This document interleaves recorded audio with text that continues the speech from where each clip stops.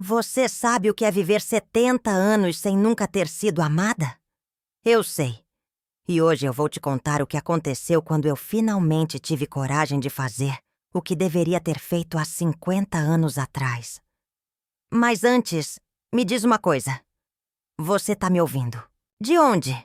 Tá sentado no sofá da sua casa? Tá no trabalho? E o que você tava fazendo antes de apertar no meu vídeo? Tava no celular mexendo nas redes sociais? Eu tô aqui na minha cozinha. Acabei de terminar de lavar a louça do almoço. Sempre fui eu quem lavou. Sempre fui eu quem cozinhou. Sempre fui eu quem limpou. Durante 70 anos da minha vida. Mas hoje é diferente. Hoje eu vou te contar uma história que nunca contei pra ninguém. Uma história que vai te chocar tanto quanto me chocou quando aconteceu. Se você tiver um coração, você vai comentar lá embaixo me dizendo o que você achou. Porque eu preciso saber que alguém me ouviu. Pela primeira vez na vida, alguém me ouviu de verdade. Meu nome é Maria. Maria da Silva Santos. Igual a milhares de Marias que existem por esse Brasil afora. Mas a minha história é diferente. Eu nasci em 1954, numa cidade pequena do interior de Minas Gerais. Filha de agricultor, família pobre, mas honesta. Meu pai morreu quando eu tinha 12 anos, e minha mãe teve que criar eu e meus 2 irmãos, sozinha. Desde pequena, eu aprendi que mulher não tinha voz. Mulher não opinava. Mulher obedecia. E foi assim que eu fui criada, para obedecer. Com 16 anos, minha mãe me disse: Maria, o João quer casar contigo. O João era um homem de 28 anos, viúvo, dono de um pequeno comércio na cidade. Minha mãe disse que era uma bênção, que ele podia me dar uma vida boa. Eu não amava o João, nunca amei. Mas naquele tempo, amor não era coisa que se perguntava para mulher. Casamento era negócio, era sobrevivência. Me casei em 1970. Tinha acabado de fazer 17 anos. O João tinha 29, 12 anos de diferença. E uma diferença ainda maior de maldade no coração. Nos primeiros dias de casada, ainda tinha esperança. Pensava, quem sabe ele me trata bem? Quem sabe a gente se gosta? Que inocente que eu era. O João era... Como eu posso explicar? Ele era tão mesquinho que contava os grãos de arroz no meu prato. Ele era tão avarento que eu não podia comprar nem um sabonete sem pedir permissão.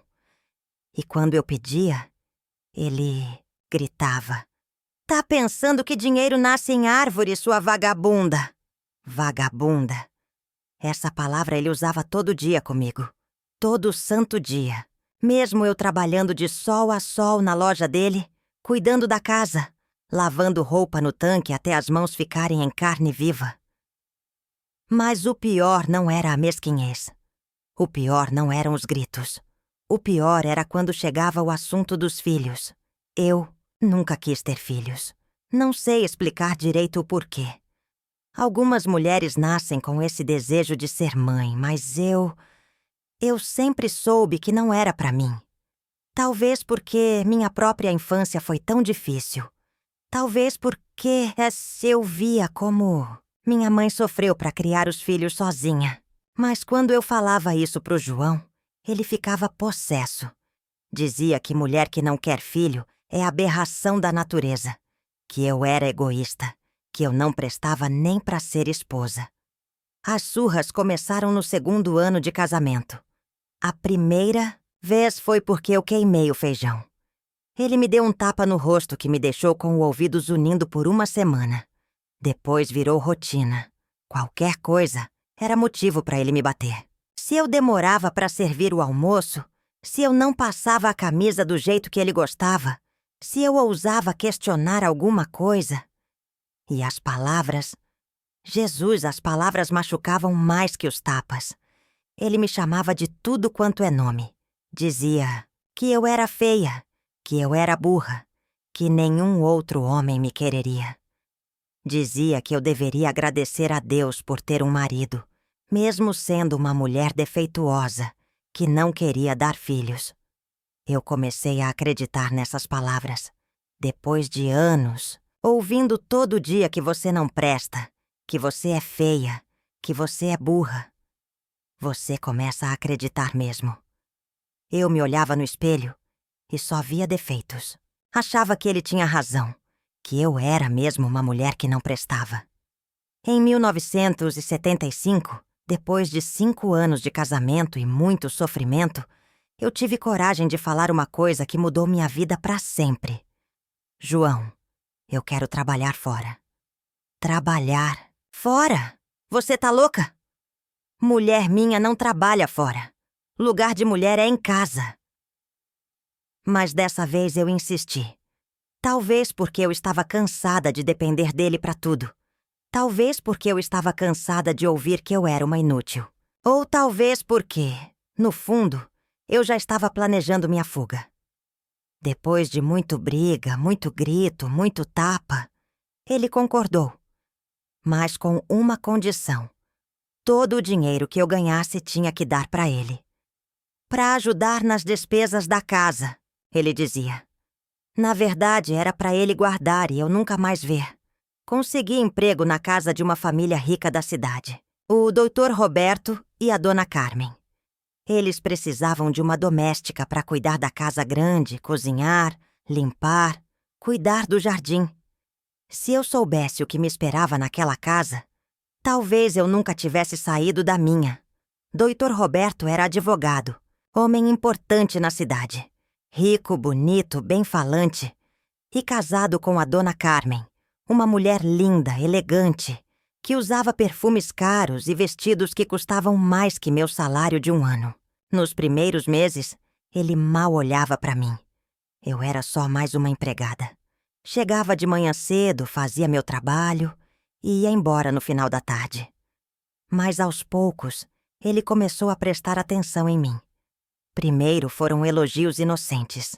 Maria, que almoço gostoso. Maria, a casa tá sempre impecável. Depois começaram os olhares.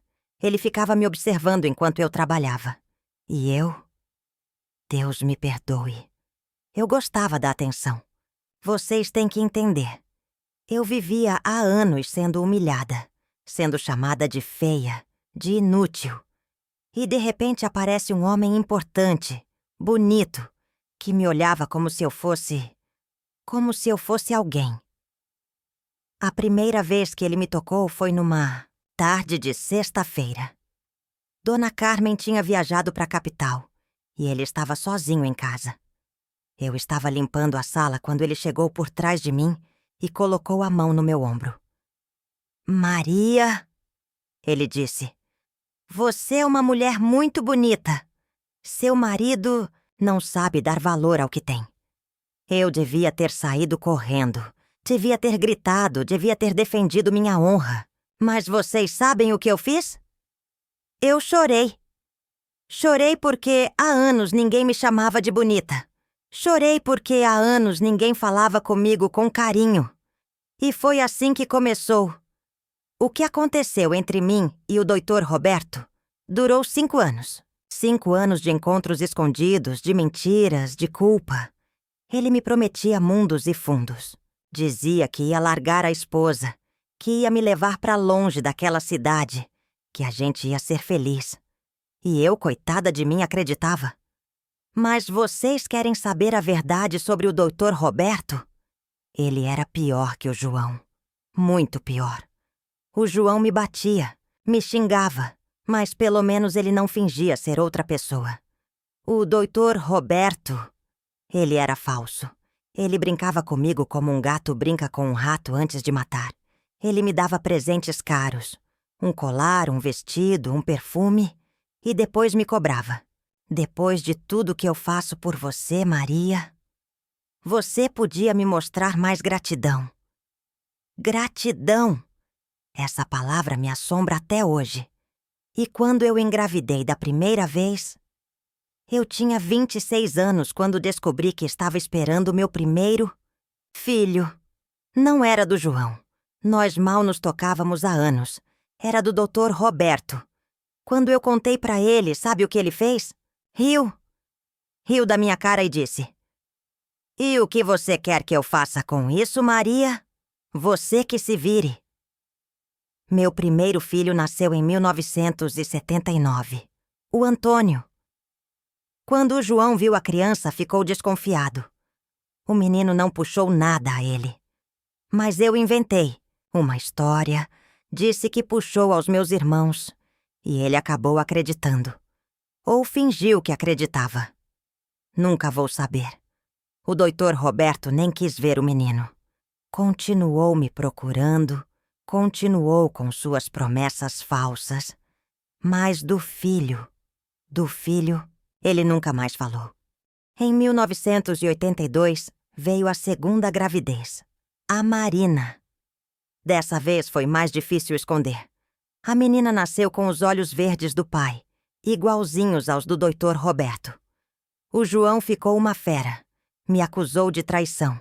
Disse que ia me expulsar de casa. Mas, no final, ficou. Talvez porque não quisesse o escândalo. Talvez porque, no fundo, ele sabia que nenhuma outra mulher aguentaria viver com ele. Mas a vida em casa ficou um inferno ainda pior. Ele não batia só em mim agora. Batia nas crianças. Também. Dizia que elas eram fruto da traição, que não mereciam o pão que comiam. E o doutor Roberto continuava fingindo que nada tinha acontecido. As crianças brincavam no quintal dele às vezes. Filhos da empregada, e ele nem olhava para elas. O terceiro filho, o José, nasceu em 1985. Esse foi o pior de todos, porque quando eu contei pro doutor Roberto que estava grávida de novo, ele me demitiu. "Chega, Maria", ele disse. "Você tá virando um problema. Minha esposa já tá desconfiada. Os vizinhos já estão comentando. É melhor você procurar outro emprego. Imaginem minha situação. 3 filhos pequenos, um marido que me odiava, sem emprego, sem dinheiro, sem ninguém para me ajudar. Consegui trabalho numa fábrica de roupas. Ganhava uma miséria. Trabalhava 12 horas por dia. Chegava em casa destruída. E ainda tinha que cuidar das crianças, da casa e aguentar as humilhações do João. Ele nunca me deixou esquecer da traição. Todo dia ele jogava na minha cara. Dizia pros filhos que a mãe deles era uma mulher da vida, que eles tinham nascido do pecado. Vocês sabem como é ver seus filhos crescendo ouvindo isso? Sabem como é ver o Antônio, com 8 anos de idade, me perguntando por que o pai falava essas coisas da mãe? Eu não tinha como explicar. Como explicar para uma criança que a mãe fez algo errado porque estava desesperada por um pouco de carinho? Como explicar que, às vezes, as pessoas fazem escolhas ruins quando estão sofrendo demais? Os anos passaram. As crianças cresceram. O Antônio virou um menino rebelde, sempre metido em confusão. A Marina se fechou no mundo dela. Virou uma menina triste, calada. O José sempre foi diferente. Mais sensível, mais carinhoso comigo. E eu? Eu envelheci. Envelheci cuidando de todo mundo, trabalhando como uma escrava. Nunca recebendo um obrigado, um abraço, um "eu te amo". Em 2010, quando eu já tinha 56 anos, aconteceu algo que mudou tudo. O doutor Roberto apareceu na minha porta. Ele tinha envelhecido mal. Estava com câncer. Os médicos disseram que ele não tinha muito tempo de vida. A esposa tinha morrido alguns anos antes. Os filhos dele moravam longe. "Maria", ele disse, "eu preciso conversar com você. E com nossos filhos." Nossos filhos. Depois de 25 anos, ele finalmente admitiu que eles eram filhos dele. Ele queria conhecer as crianças, que já não eram mais crianças. O Antônio estava com 31 anos, a Marina com 28, o José com 25. Todos já adultos, com suas próprias vidas, seus próprios problemas. Sabe o que eles falaram quando eu contei a verdade? Quando eu expliquei quem era o pai verdadeiro deles? O Antônio disse: Mãe, eu sempre soube que aquele homem não era meu pai. Ele nunca me tratou como filho. A Marina disse: agora eu entendo por que o João sempre me olhava com tanto ódio. E o José? O José me abraçou e disse: mãe, não importa quem é meu pai biológico. Você é a única pessoa que sempre esteve aqui por mim. Eles conheceram o Dr. Roberto. Ele tentou comprar o amor deles com presentes, com promessas de herança. Mas era tarde demais. Tarde demais para ser pai. Tarde demais para pedir desculpas. O João também adoeceu. Em 2015, descobriu que estava com diabetes grave. Perdeu a visão, depois perdeu uma perna. E adivinha quem teve que cuidar dele? Eu. Depois de 45 anos me humilhando, me batendo, me chamando de vagabunda. Ele precisava de mim.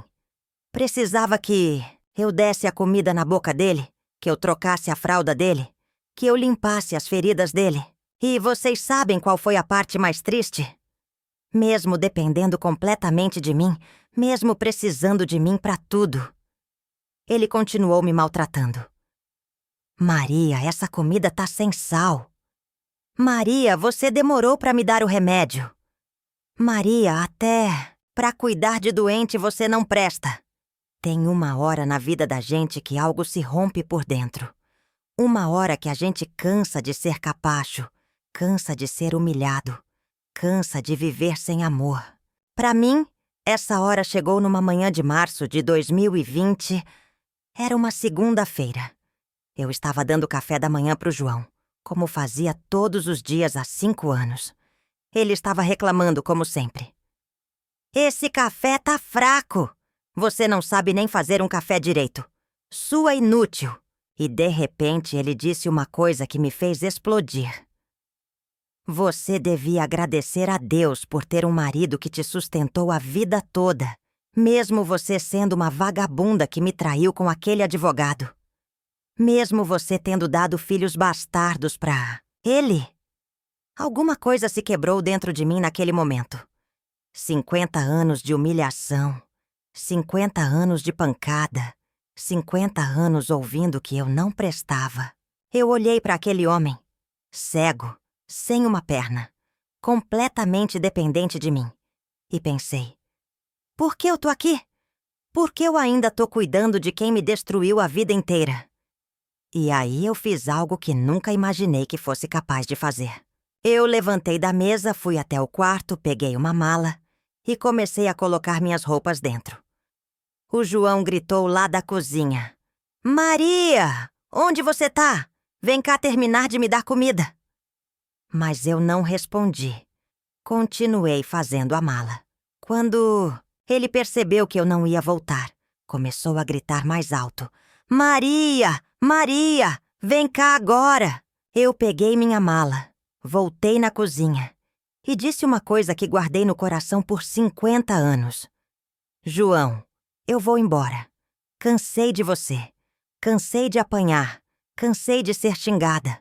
Cansei de não ser amada. Você vai ter que se virar sozinho porque eu não aguento mais. Ele ficou em choque. Acho que ele nunca imaginou que eu teria coragem de abandonar ele. Você não pode fazer isso comigo, Maria. Eu sou seu marido. Eu tenho direitos sobre você. Direitos? Eu disse. Você teve 50 anos para me tratar bem. 50 anos para me amar. 50 anos para ser um marido de verdade. Agora é tarde demais. Ele começou a chorar. Chorar e me implorar para não ir embora. Dizia que ia mudar, que ia me tratar bem, que me amava. Mentira. Tudo mentira. Ele não me amava. Ele só tinha medo de ficar sozinho, de não ter ninguém para cuidar dele. Mas dessa vez eu não acreditei. Peguei minha mala e saí pela porta. Depois de 50 anos sendo escrava, sendo humilhada, sendo maltratada, eu finalmente tive coragem de ir embora. Fui morar com o José, meu filho caçula. Ele me recebeu de braços abertos. Disse que sempre teve um quarto, esperando por mim. A Marina também me apoiou. Disse que eu deveria ter saído de casa há muito tempo. O Antônio demorou mais para entender, mas no final também me deu razão. E o João? O João ficou sozinho. Os vizinhos cuidaram dele por alguns dias. Depois ele foi para um asilo. Morreu 2 anos depois, em 2022, sozinho e abandonado. Eu não fui no enterro. Não consegui fingir uma tristeza que eu não sentia. O doutor Roberto tinha morrido em 2018, também sozinho, porque os filhos legítimos dele nunca se interessaram muito por ele. Descobri depois que ele deixou uma pequena herança para os meus filhos. A consciência pesada, talvez. Ou talvez só mais uma forma de tentar comprar o perdão que ele nunca mereceu. Hoje eu tenho 70 anos.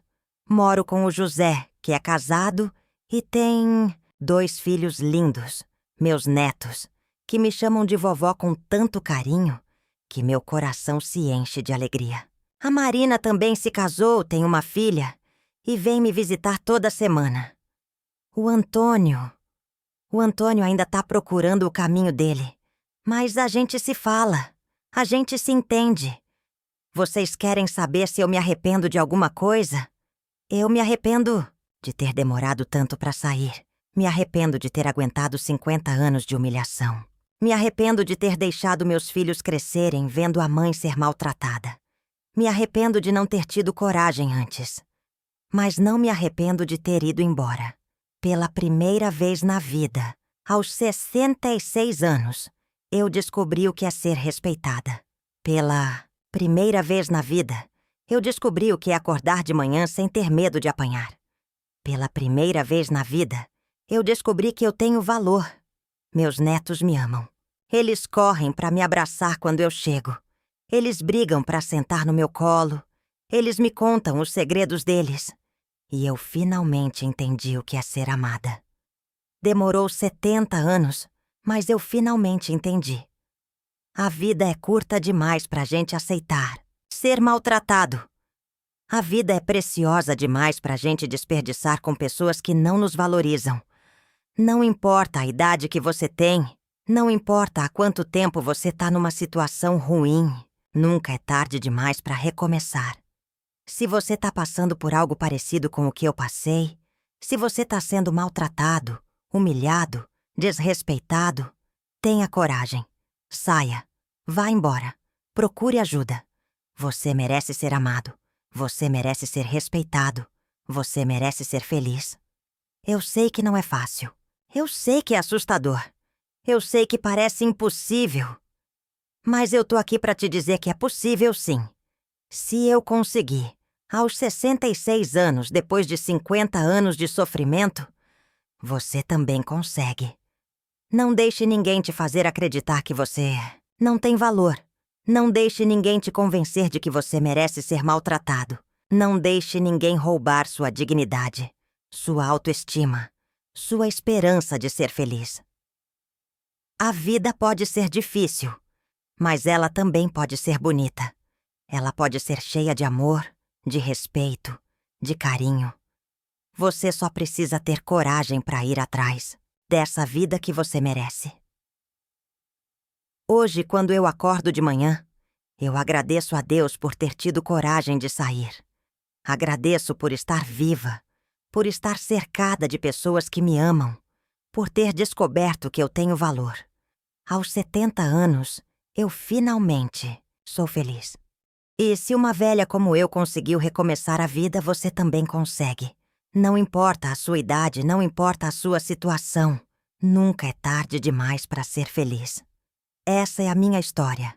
Uma história de sofrimento, mas também uma história de coragem. Uma história de uma mulher que levou 70 anos para descobrir que ela merecia ser amada. Agora me conta nos comentários. O que você achou da minha história? Você conhece alguém que passou por algo parecido?